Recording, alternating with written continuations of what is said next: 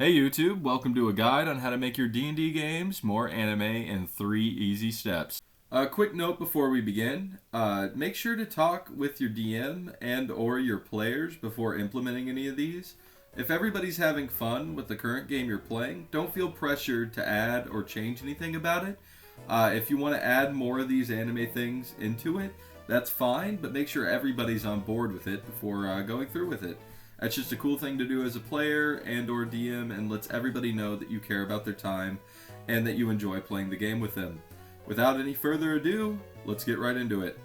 So, you're a super geek who likes both D&D and anime, and have thought, how do I put the one thing into the other thing?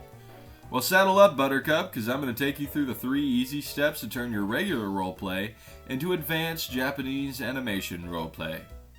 Step 1. Level up your descriptions. If you're still describing combat as, ya hit it, you need to step up your game. And if you want to take it to the anime level, you've really got to get creative. Special attacks are a staple of anime everywhere, and they're super easy to implement too. Instead of a boring name like Acid Breath, upgrade it to Acid Wave Attack. Or maybe the Black Dragon lets out a Super Acid Beam. This tip isn't just for DMs though. Players should upgrade their attacks as well. You're not just swinging your sword, you're executing your 1-inch slash, or you're casting a destruction ray. This is a quick, easy way to take your normal D&D combat and turn it into an anime battle of epic proportions.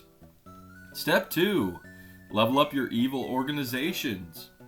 Every story is only as good as its villain, but you know what's better than a villain? 50.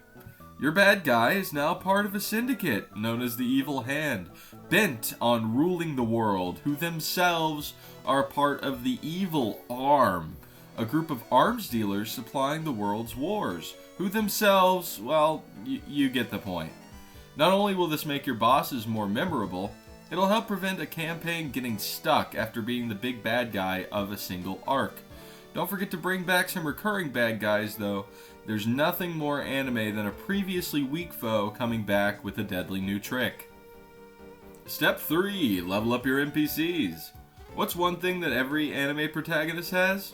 A legion of loyal friends to back them up and cheer them on when the fate of the world is at stake. Since this is D&D, your whole party is the protag.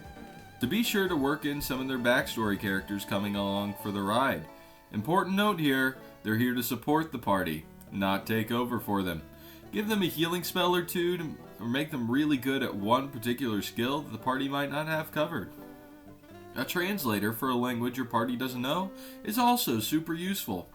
And when they've really fallen in love with this NPC, maybe put them in danger a little bit more. Nothing says heroic motivation like brutal trauma, but if you think that might not fit the tone of your group, definitely don't do that. It's not cool to actually hurt people. Step 4. Surprise. Yeah, that's right. You get a 4th tip for free. And guess what? It's a dope one. You just beat the boss and he goes to a knee. His citadel crumbling around him. Before, black energy begins to surge through him, extending wings from his back as demonic auras appear around him.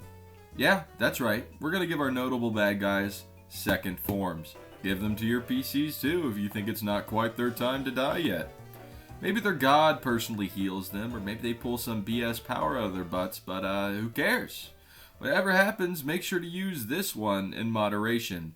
Nothing is less surprising than the final boss turning into a dragon for the 5th time. Thank you guys so much for watching. If you liked the video, please consider hitting the like button and the subscribe button as well if you want to see what I'm coming out with in the future. Also, leave a comment on how you would personally make your D&D games a little bit more anime. And, yeah, I'll see you guys in the next one. Bye.